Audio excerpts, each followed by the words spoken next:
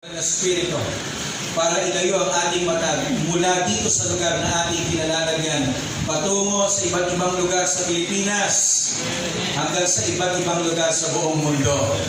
Amen? Praise God. Ang balikan ko lang yung nakita ni Isaiah, ang nakita niya po talaga doon ay walang iba kundi ang ating Panginoong Jesus.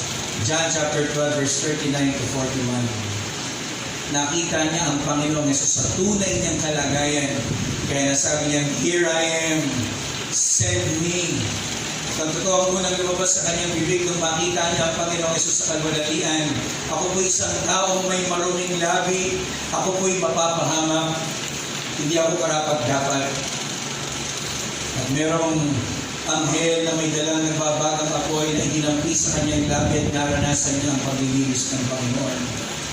At nung nagtanong ang Diyos kung sino ang kanyang ipapadala, agad-agad sinabi ni Isaiah,